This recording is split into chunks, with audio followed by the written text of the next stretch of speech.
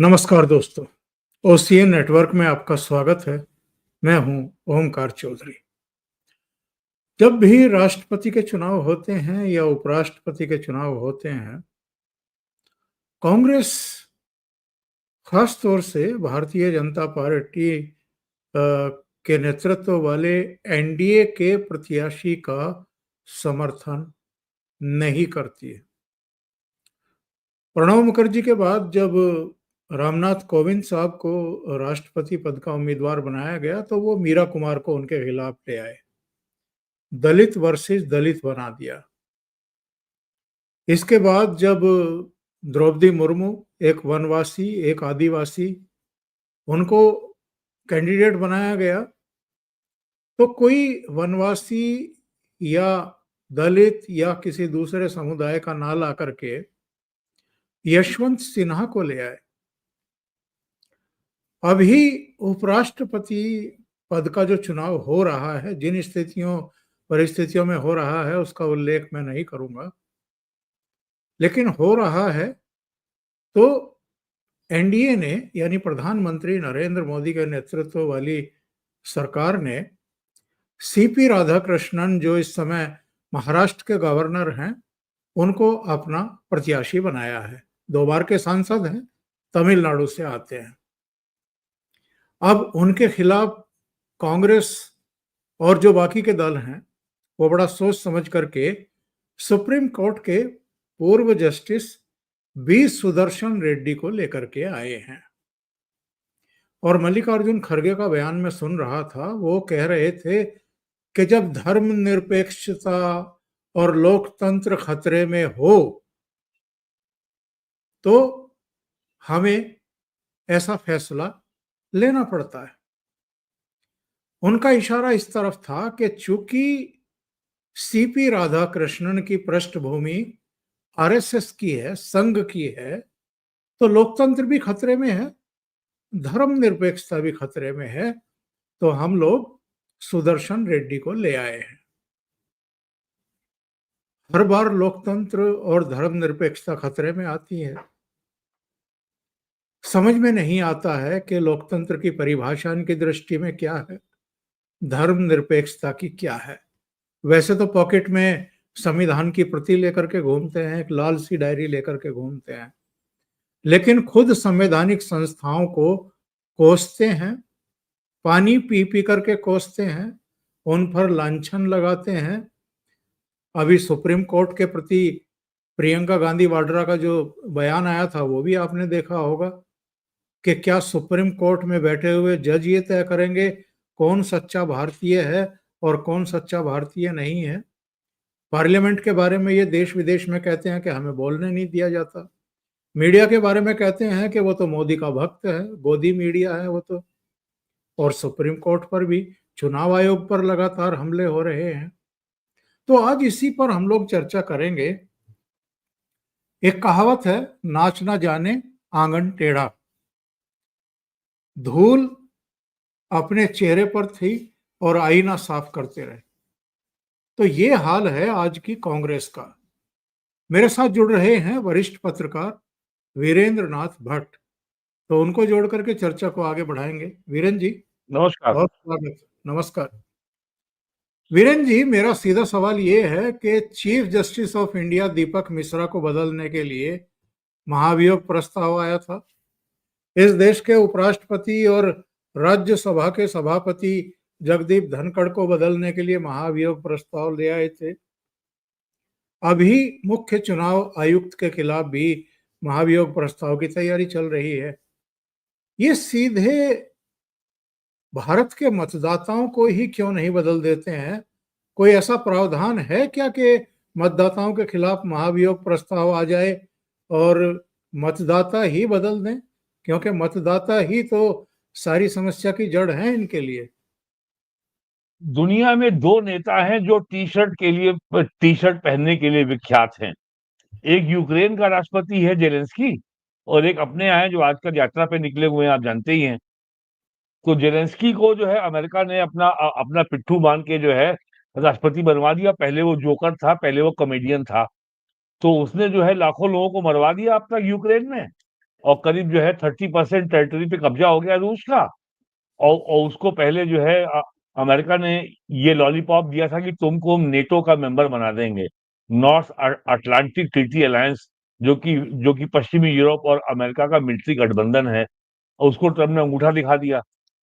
तो और तो क्या उन्होंने अपने देश के संग किया? ये दो फरवरी 2022 से लड़ाई चल रही है रूस यूक्रेन की।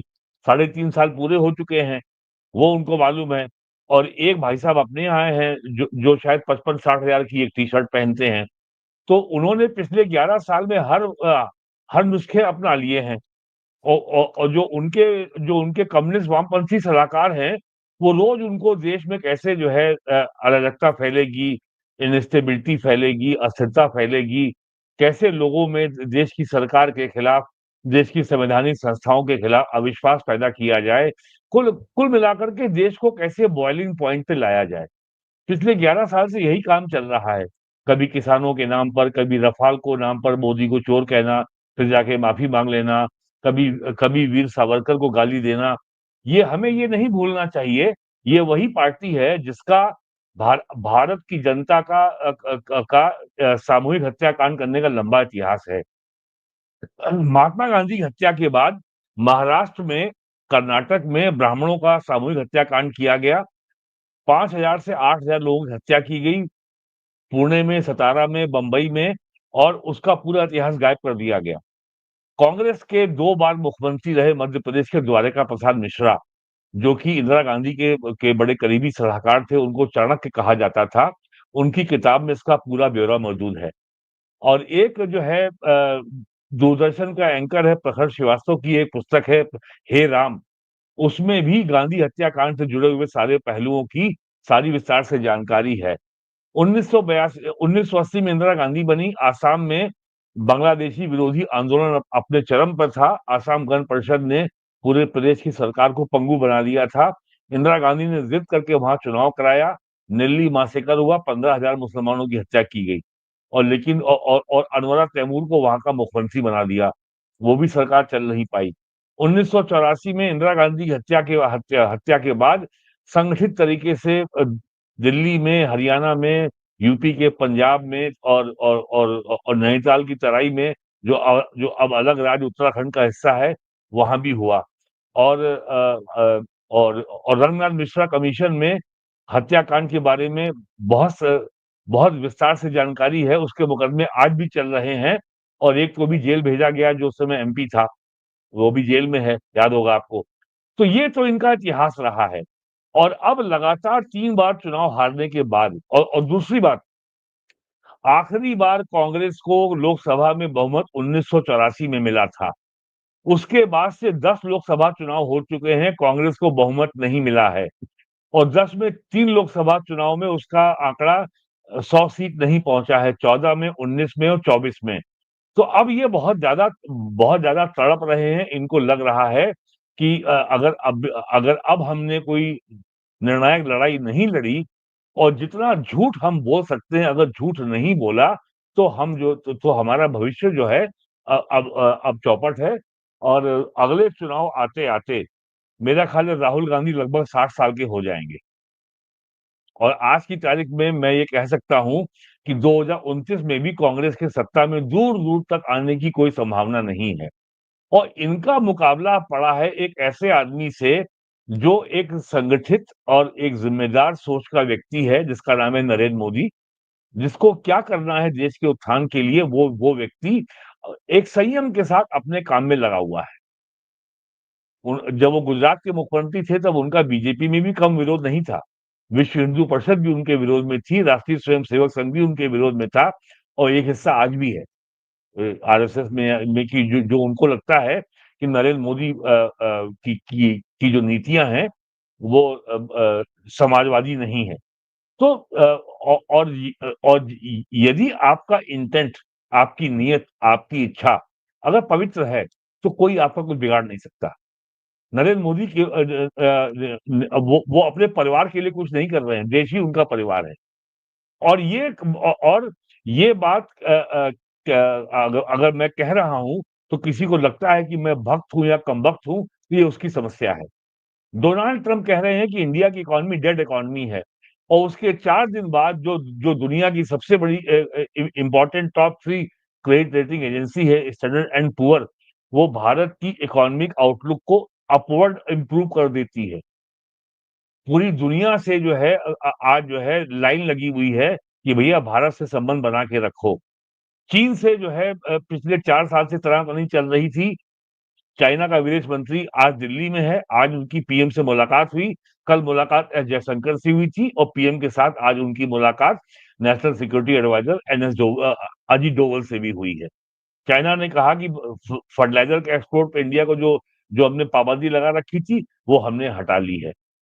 अहमदाबाद बम्बई बुलेट ट्रेन के लिए जो टनल बोरिंग मशीन का जो जो चाइना से इंडिया आनी थी, वो आ रही है।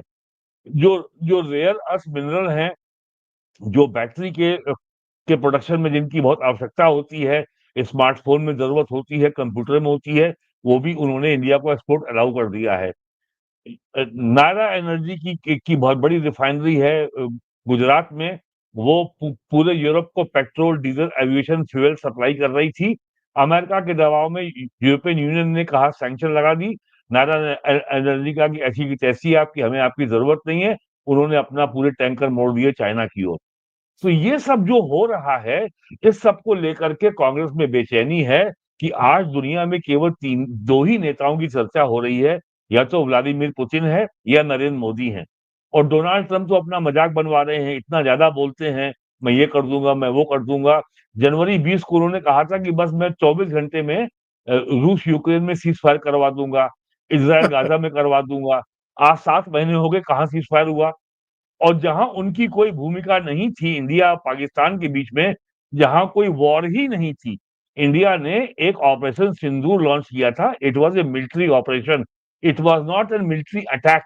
भारतीय सेना सीमा पे नहीं गई। भारतीय वायुसेना के जहाजों ने, फाइटर जेट ने एयर स्पेस को क्रॉस नहीं किया। सारा काम मिसाइलों ने किया, एयर डिफेंस सिस्टम ने किया, एयर ऑफेंस सिस्टम ने किया। तो अब ऑपरेशन सिंदूर की इतनी बड़ी सफलता के बाद अब तो दुनिया ने मोहर लगा दी है। ये क्या रट रहे हैं? आपके कितने रफाल गिरे? अरे भाई, पाकिस्तान के पूछो ना। तो अब इनके पास कोई विकल्प नहीं बचा है। इन्होंने सुप्रीम कोर्ट को गाली दी, इन्होंने मीडिया को गाली दी, इन्होंने प्रेसिडेंट को भी गाली दी, जो वर्तमान प्रेसिडेंट हैं। इन्होंने वाइस प्रेसिडेंट को गाली दी, इन्होंने मीडिया के खिलाफ गंदा अभियान चलाया, गोदी मीडिया, जेहादी मीडिया चला दिया। और अब ये पीछे पड़ गए हैं चुनाव आयोग के। तो इनको लगता है कि चुनाव एक और इसके पहले ये ईवीएम के पीछे पड़े हुए थे कि ईवीएम खराब है। और एक बड़े योद्धा थे जो गायब हो गए, अरविंद केजरीवाल। उन्होंने अभियान ही चलाया था कि ईवीएम है, और चुनाव आयोग ने उनको चुनौती दी थी कि आप हमारे कार्यालय में आइए और आपको ईवीएम हम प्रोवाइड करेंगे, या आप अपनी लेके आइए और डेमोन्स्ट्रेट कीजिए कि ईवीएम में गड़बड़ी कैसे हो सकती है। पोलिंग बूथ पर किसी को वोट डालने से रोका जा सकता है, लेकिन ईवीएम में फेक वोट नहीं पड़ सकता। मुझको भी इलेक्शन कवर करते 40 साल हो गए, और मैंने ईवीएम के पहले इलेक्शन से लेकर आज तक हर इलेक्शन कवर किया है। 2009 का इलेक्शन लोकसभा का, 14 का, 19 का और 24 का, और उसके बाद यूपी असेंबली का 12 का इलेक्शन, 17 का इलेक्शन, 22 का इलेक्शन। तो 7 इलेक्शन ईवीएम के मैंने यूपी में देख लिए। किसी मैंने से पिछले दिनों एक तो कार्यक्रम किया था भट्ट साहब, जिसमें मैंने ये कहा था कि पूरे हाँ, देश में ईवीएम से पहला इलेक्शन 2004 में हुआ था। और हाँ, किसकी सरकार बनी थी? मनमोहन सिंह हाँ, की, यूपीए हाँ। की। दूसरा इलेक्शन पूरे देश में ईवीएम से ही हुँ, 2009 में हुआ था। इनके तब भी हाँ, इन्हीं की सरकार बनी। 2014 में इन्हीं की सरकार के रहते हुए, इन्हीं के प्रधानमंत्री के रहते हुए, इन्हीं के मुख्य चुनाव आयुक्त और चुनाव आयुक्तों के मौजूदगी में जो इलेक्शन हुआ, उसमें कांग्रेस पार्टी 44 पर सिमट गई। तो इससे फेयर बात क्या पू हो सकती है कि पूरी आप दुनिया ये मानती है कि भारत की चुनाव व्यवस्था चमत्कार है। जे अमेरिका की और यूरोप की आबादी टोटल 48 करोड़ है। अमेरिका की आबादी 34 करोड़ है। हमारे यहाँ टोटल वोटर की संख्या अब लगभग 98 करोड़ है। और पिछले लोकसभा चुनाव में लगभग 64 करोड़ लोगों ने वोट दिया था। 64 करोड़ लोगों ने वोट दिया था और हमारे यहाँ सेम डे रिजल्ट आ गया था और वो रिजल्ट वेबसाइट पे इलेक्शन कमीशन के चल भी रहा था और आप चाहते सेम डे तो आपको पोलिंग बूथ वाइज डाटा मिल जाता कि कहाँ कितना वोट पड़ा है। दुनिया में चमत्कार माना जाता है कि भारत की चुनावी व्यवस्था इतनी ट्रांसपेरेंट है और इतनी लोग उस पर इतना विश्वास करते हैं। तो अब इनको लग गया है कि नरेंद्र मोदी की जो विश्वसनीयता है उसके ऊपर चुनाव की प्रक्रिया पर डेंट करके ही उसकी विश्वसनीयता पे सवाल उठा करके नरेंद्र मोदी की विश्वसनीयता को हम कम कर सकते हैं, उसको नुकसान पहुंचा सकते हैं, इसलिए हो गया है। अब इनकी हताशा का ये हाल है कि आप बताइए चीफ इलेक्शन कमिश्नर जो है ज्ञानेश जी का जो पैतृक आवास है आगरा में, जहां उनके बुजुर्ग माता पिता रहते हैं, वहां हमला करने पहुंच गए, उनके घर के अंदर तक लगे और अब तो इतने हताश हो गए हैं, कह रहे हैं कि चीफ इलेक्शन कमिश्नर की बेटी जो है आईएएस हो गई और उसको जो है योगी ने नोएडा का डीएम बना दिया। अरे आईएएस बनवाना क्या पीएम सीएम के हाथ में है? उसने पब्लिक सर्विस कमीशन की कॉम्पिटिटिव परीक्षा को पास किया, इंटरव्यू में पास हुई और उसके बाद मेरिट के आधार पर उसको यूपी कैडर अलॉट हुआ और उनका दामाद भी आईएएस है जो सहारनपुर का डीएम है। तो क्या वो लोग क्या क्या उनको पीएम ने वो में आईएएस बनवा दिया? इतनी मतलब मूर्खतापूर्ण बात ये आपकी सोनिया पार्टी कर सोनिया सकती है। सोनिया गांधी अपने बेटे को कांग्रेस का नेता बना सकती है, हम्म। 5 बार सांसद चुनवा सकती है, अपनी हाँ। बेटी को भी सांसद चुनवा सकती है। लेकिन एक मुख्य चुनाव आयुक्त की बेटी अगर आईएएस चुनी जाती है तो वो नोएडा की कलेक्टर नहीं हो सकती। नहीं और उसके अलावा डिस्ट्रिक्ट मजिस्ट्रेट बनने के लिए मिनिमम क्वालिफिकेशन है कि इतने वर्षों की सेवा आपने पूरी कर ली हो। कोई भी आईएएस में एंट्री के बाद एसडीएम बनता है, सीधे डीएम नहीं एसडीएम बनता है। बनता 8 है, साल फिर की सेवा के सीडीओ बनता है, फिर सीडीओ हाँ, बनता है, उसके बाद फिर उसको मिनिमम जो है 8 से 10 साल की सेवा के बाद डीएम बनता है कोई व्यक्ति। तो बिल्कुल इनका एजेंडा है कि सरकार की विश्वसनीयता पर रोज ढेला फेंको और रोज अटैक करो। अगर 100 ढेले मारोगे एक तो चिपकेगा। दो बयान ये इनकी दो स्ट्रेटजी है। दो बयान सुनवाता हूं फिर आपकी टिप्पणी। एक, मल्लिकार्जुन खड़गे क्या कह रहे हैं?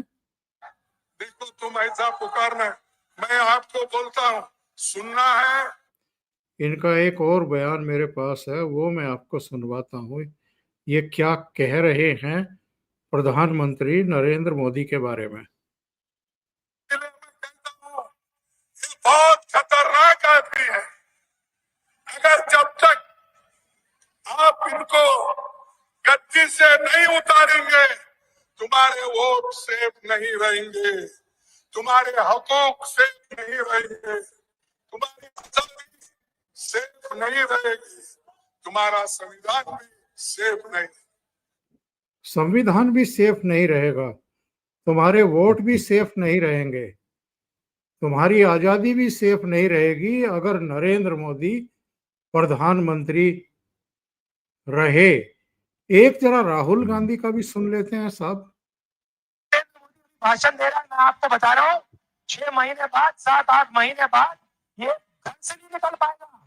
हिंदुस्तान के युवा इसको ऐसा डंडा मारेंगे, इसको समझा देंगे हिंदुस्तान के युवा को रोजगार देने के बिना ये देश आगे नहीं बढ़ सकता है। मैंने क्या है ये सब? ये इनको लगता है कि नरेंद्र मोदी ने तो वो करिश्मा कर दिया कि हमारा आगे का रास्ता ही बंद कर दिया। भाई आप देखिए, इनके विरोध के बावजूद भारत 4th लार्जेस्ट इकोनॉमी है। जब जब पाकिस्तान सिर उठाता है उसको कुचलने का काम नरेंद्र मोदी कर रहे हैं। आतंकवाद को मिनिमाइज कर दिया है, अमेरिका के सामने सरेंडर नहीं किया है जो राहुल गांधी होते हुए देखना चाहते थे। और ये वंशवादी और भ्रष्टाचारी इन सारों को लग रहा है कि भाई नरेंद्र मोदी के रहते हुए हमारी जमीन खिसक चुकी है, हमारी सत्ता में आने की कोई दूर दूर तक गुंजाइश बची नहीं है और लोकतांत्रिक तरीके से वोट से अब हम जीत नहीं सकते हैं। मेरा ऑब्जर्वेशन सही है? जी, ये कितना भी उपद्रव कर लें, कितना भी उधम मचा लें, 2029 के लोकसभा चुनाव के पहले भारत विश्व की तीसरी सबसे बड़ी अर्थव्यवस्था होगा और अमेरिका आज भारत के साथ वही कर रहा है, जो 1995 में वो जापान की इकोनॉमी को दबाने के लिए उसने किया था। जापान को मजबूर किया था कि आप अपने येन को डिवैल्यू करें और जापान ने अमेरिकी दबाव में ये गलती की और जापान आज 30 साल हो गए हैं वो उबर नहीं पाया, वरना आज जापान चाइना से बड़ी इकोनॉमी होता। केवल करेंसी के डिवैल्यूएशन के नीचे दब गया और बाकी लंबी कहानी है। अगर लोग 1985 का जो प्लाजा अकॉर्ड है, अगर उसको नेट में पढ़ लें तो उनको पूरी जानकारी मिल जाएगी। वही आपराधिक षड्यंत्र आज की तारीख में भारत के साथ हो रहा है। लेकिन अमेरिका की समस्या ये है, राहुल गांधी की समस्या ये है कि यहाँ इस समय प्रधानमंत्री नरेंद्र मोदी बैठे हुए हैं। तो और ये बहुत जो है 10 साल कहानी बनाई गई कि मनमोहन सिंह बहुत बड़े अर्थशास्त्री हैं, अर्थव्यवस्था में चमत्कार कर देंगे। मैं भी जो हूँ फाइनेंशियल जर्नलिस्ट रहा हूँ, बहुत रिपोर्ट की है मैंने, इकोनॉमिक्स में मैंने भी एमए किया है। एक अर्थव्यवस्था को चलाने के लिए इकोनॉमिस्ट की जरूरत नहीं होती है। अर्थव्यवस्था को चलाने के लिए कठोर फैसले करने की क्षमता रखने वाले नेता की होती है। इकोनॉमिस्ट तो केवल सलाहकार होता है। और मैं तो हैरान हूँ बीजेपी के जो मीडिया मैनेजर्स को लेकर के 78 साल के भारत के इतिहास में इस समय लोवेस्ट इन्फ्लेशन है 2% के नीचे, जो कि कोविड के दौर में जो है 6% 7% पहुंच गया था। फिस्कल डेफिसिट हमारा 10% से ऊपर था, वो आज 4% पे ले आए हैं। इतना शानदार इकोनॉमिक मैनेजमेंट इसका इस देश का हुआ है, लेकिन चूंकि इकोनॉमिक विषयों में लोगों की कोई रुचि नहीं है, लोग समझते नहीं है, इसलिए इसके बारे में नेता ज्यादा बोलते नहीं है। लोगों को समझ में क्या आता है? पेट्रोल सस्ता हो गया, बेरोजगारी भत्ता बढ़ गया, बिजली का बिल माफ हो गया, लोन माफ हो गया, ये माफ हो गया, ये फ्री हो गया, वो फ्री हो गया। अरे मेरे भाई लोगों, कुछ भी फ्री हो गया। जो भी नेता ये कहता है कि हम ये फ्री देंगे, तो उससे इतना पूछ लो कि भैया लाओगे कहाँ से? अगर तुम कर्जा लेके हमको दोगे तो तुम हमारे आने वाली पीढ़ियों के सर पे बोझ छोड़ के जाओगे। लेकिन यदि सरकार की अगर, और इसका सीधा सा नियम है, बजट के दो हिस्से होते हैं, रेवेन्यू एक्सपेंडिचर और कैपिटल एक्सपेंडिचर। रेवेन्यू एक्सपेंडिचर वो होता है जो सरकार को जो कुल आय होती है कर्जे समेत, उससे जो सरकार खर्चा करती है। और जो कैपिटल एक्सपेंडिचर है वो विकास कार्यों पे होता है, जो कि सरकार पैसा मार्केट से कर्ज लेती है। तो रेवेन्यू एक्सपेंडिचर को अगर आप बढ़ा रहे हैं और उसकी पूर्ति कर्ज लेके कर रहे हैं, तो आप हमको कर्ज के गड्ढे में फंसा रहे हैं। यही काम जो है आम आदमी पार्टी की सरकार ने पंजाब में किया, यही ममता बनर्जी ने किया, यही हिमाचल की सरकार ने किया, यही कर्नाटक की सरकार कर रही है, और यही तेलंगाना की कांग्रेस सरकार कर रही है, यही राजस्थान में अशोक गहलोत कर गए हैं कांग्रेस की सरकार में। मोदी ने और बीजेपी की किसी सरकार ने ऐसा नहीं किया। तो ये सब जो चल रहा है कि बस झूठ बोलते रहो और रोज नई कहानी गढ़ते रहो, ये चलने वाली सर नहीं है। और जो प्राइम मिनिस्टर ने जो मुख्य घोषणाएं 15 अगस्त को की हैं कि दीपावली के पहले जो टैक्स स्लैब 18% 12% की है वो सब घट के 5% पे आ जाएगा और इसका मार्केट में जबरदस्त असर पड़ेगा। और स्टॉक मार्केट में असर दिखना शुरू हो गया है पिछले 2 दिन से। 15 ये क्या नाम है, कल 15 अगस्त को फ्राइडे था, उसके बाद स्टॉक मार्केट खुला है 18 को यानी कल। तो आज और कल में लोगों ने स्टॉक मार्केट में इसका असर देख लिया। तो इंडियन इकोनॉमी ने ये दिखा दिया कि अमेरिका के ब्लैकमेल के आगे हम झुकने वाले नहीं हैं, भारत की इकोनॉमी में कोई असर पड़ने वाला नहीं है। भारत में निवेश आ रहा है, भारत में जो है कंजम्पशन बढ़ेगा, रेवेन्यू बढ़ेगा, महंगाई का जो है अब इस समय रिकॉर्ड लो लेवल पे है। तो इससे इनकी समस्याएं और बढ़ गई हैं। 9 सितंबर को उपराष्ट्रपति का चुनाव भी हो जाएगा। सीपी राधाकृष्णन उपराष्ट्रपति बनने जा रहे हैं, उसमें कहीं कोई शंका नहीं है। ये है सितंबर का। और नवंबर में बिहार में एनडीए की सरकार बनने जा रही है। ये इनके लिए लगातार अब झटके ही झटके हैं। तो आप देखिएगा अब ये नया क्या करते हैं। और आज जो बड़ी घटना हुई है कि centre for study of developing society यानी CSDS के डायरेक्टर संजय कुमार ने आज जो है अपना जो महाराष्ट्र का जो का जो चुनाव था उसके ऊपर प्रश्न लगाते हुए जो ट्वीट किया था और जो पूरा ग्राफिक्स में डाटा उन्होंने पोस्ट किया था ट्विटर पे, उन्होंने आज उसको डिलीट किया और माफी मांगी है। और संजय कुमार के ट्विटर और संजय कुमार की जो कि बहुत बड़े चुनाव विश्लेषक माने जाते हैं, जो सेफोलॉजिस्ट हैं, संजय कुमार की ही स्टडी के आधार पर राहुल गांधी ने महाराष्ट्र में चुनाव में धांधली का आरोप लगाया था।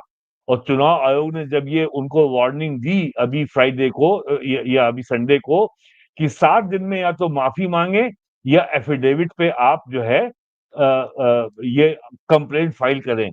तो इसका परिणाम सामने आना शुरू हो गया है। संजय कुमार की जो है की माफीनामा आ गया है और ट्वीट भी डिलीट कर दिया है। और अब देखते हैं राहुल गांधी क्या करते हैं। तो ये तो जो आने वाले दिनों में जो घटनाक्रम होने वाला है उससे ये लगता है कि अब ये गाली देने के बजाय अब इनको अपने बचाव के रास्ते खोजने होंगे राहुल गांधी को। ये क्या ये एकदम करने तय है। वाले हैं, ये क्या करने वाले हैं, खरगे साहब ने बताया है।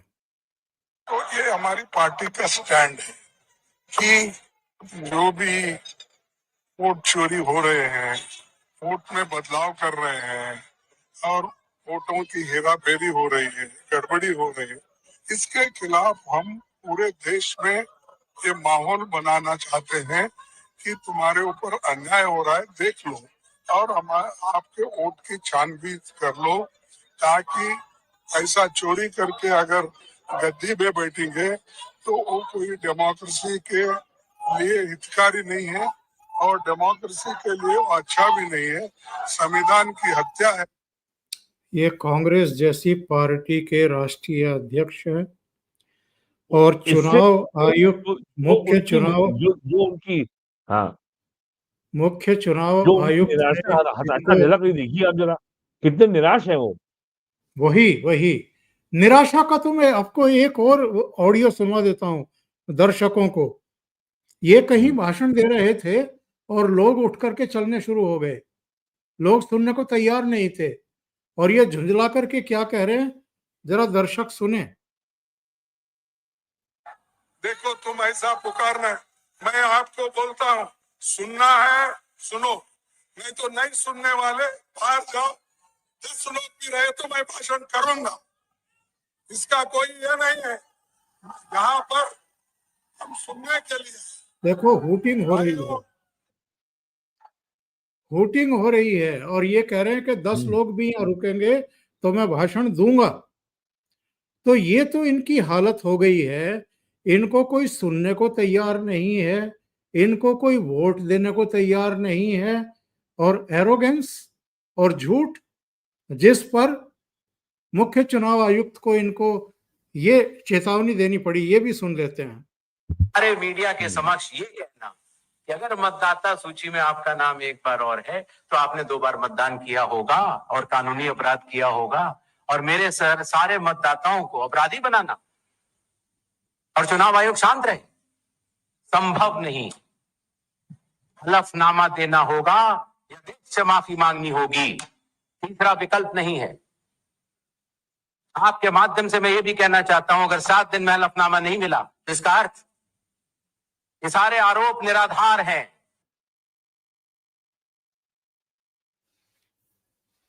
लेकिन फिर भी ये निराधार आरोपों को दोहराते रहेंगे क्योंकि चुनाव आयोग को कोई ऐसी शक्तियां नहीं दी गई हैं कि वो इनकी मुश्किल कस सकें। FIR तो करा सकते हैं। चुनाव आयोग के पास तो इतनी शक्तियां हैं कि इनको जो है नाक रगड़नी पड़ सकती है चुनाव आयोग के आगे। और एक बात याद रखनी चाहिए, चुनाव आयोग की सारी शक्तियां सीधे संविधान से आती हैं, आर्टिकल 324 और आर्टिकल 326 से। चुनाव आयोग की शक्तियां किसी अधिनियम, किसी कानून, किसी एक्ट से नहीं आती हैं। और संविधान से शक्तियां केवल मिलती हैं लोकसभा संसद को, सुप्रीम कोर्ट को या चुनाव आयोग को, सबको नहीं मिलती हैं। और आज की तारीख में पूरे दुनिया में आप भी तलाश लीजिए, 75 साल लगातार चुनाव करवाने का विश्वसनीयता के साथ अगर किसी देश में कोई संस्था है, तो वो भारत का केंद्रीय चुनाव आयोग है। पूरे दुनिया में ऐसी संस्था नहीं है। जी। बहुत बहुत धन्यवाद वीरेन जी जुड़ने के लिए। अभी एक सज्जन यही सवाल पूछ रहे थे, मैंने उनको ट्वीट मैसेज भी दिया है। ये पूछ रहे थे लेकिन इस पर उपाय क्या है, ये आप लोग कभी नहीं बताते। तो इसका अभी अभी उपाय आपको केवल ये बताया है है कि कि उपाय क्या है। इसका उपाय केवल ये है कि अगर कि जो भी विपक्ष को आशंका है, आप अपनी कार्यप्रणाली को, अपनी पैटर्न को, वर्किंग को और ज्यादा ट्रांसपेरेंट बनाएं। और कोई भी सवाल, शंका, जो प्रश्न जो भी कोई उठाता है, आप उसका जितना कानून के दायरे में और टेक्नोलॉजी के दायरे में जितना कुछ संभव है, आप उसकी सारी शंकाओं का समाधान करें। आपने ईवीएम के ऊपर सवाल उठाया, तो इलेक्शन कमीशन ने अलग किया, वीवीपैट मशीन लगा दी कि जो भी वोट कास्ट करेगा, उसकी अलग पर्ची एक अलग मशीन में कट के गिरेगी।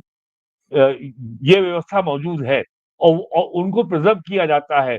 ईवीएम के आने के बाद तो व्यवस्था इतनी ज्यादा पारदर्शी हो गई है, अब एक ही तरीका रह गया है कि या तो इलेक्शन कमीशन आने वाले चुनाव में हर पोलिंग बूथ में सीसीटीवी कैमरा लगाए, और जो फेशियल एक्सप्रेशन का या या जो बायोमेट्रिक जो जो होता है वेरिफिकेशन, उसका भी जो है गैजेट उपलब्ध कराए हर पोलिंग बूथ में।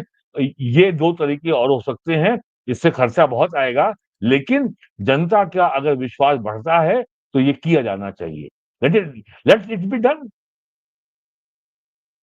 बिल्कुल सही है। अभी एक हमारे दर्शक ने एक मैसेज भेजा मुझे व्हाट्सएप पर, उसको भी फ्लैश कर देते हैं। जी। वो लिख रहे हैं, दरअसल राहुल गांधी चुनाव आयोग पर आरोप की आड़ में मुसलमान वोटर्स का वीटो पावर स्थापित करने में लगे हुए हैं और हिंदुस्तान को एक भ्रष्ट देश साबित करने पर तुले हुए हैं। तो आपके भाई इस दर्शक को मैं हृदय से प्रणाम करता हूं कि इनकी जो है राजनीति में इतनी गहरी समझ है। इन्होंने इतने कम शब्दों में राजनीति के इतने गहरे मंत्र को इन्होंने समझा और कहा। भारत में केवल एक ही राजनीतिक दल है, भारतीय जनता पार्टी, जिसके ऊपर इस्लामिक वीटो नहीं चलता।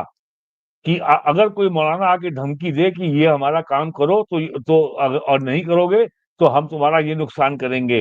वक्फ बिल के समय मौलाना अरशद मदनी ने पटना में जाकर के रैलियां की और नीतीश कुमार के ऊपर दबाव बनाया। मौलाना अरशद मदनी हैदराबाद गए, विशाखापट्टनम गए, चंद्रबाबू नायडू से मिले, उनको उन पे दबाव बनाया कि आप वक्फ बिल का समर्थन मत कीजिए। नीतीश कुमार, चंद्रबाबू नायडू दोनों जो है बीजेपी के संग खड़े रहे और उनके समर्थन से ये बिल पास हुआ। भारतीय जनता पार्टी अकेली पार्टी है जिसपे मुसलमानों का वीटो लागू नहीं होता। यही इस देश में जिहादी लॉबी की सबसे बड़ी शिकायत है। और जिहादी कम्युनिस्ट यानी एक सिक्के के दो पहलू, ये दोनों जुड़वा भाई हैं। वामपंथियों में, जिहादियों में कोई अंतर नहीं है। दे आर शिकायत वन भी एंड है, द सेम। शिकस्त भी है। हाँ शिकायत भी है, शिकस्त भी है। जी। बहुत बहुत धन्यवाद वीरेन जी जुड़ने के लिए। Thank you so much. जी बहुत महत्वपूर्ण मुद्दे नमस्कार। पर आपने। नमस्कार।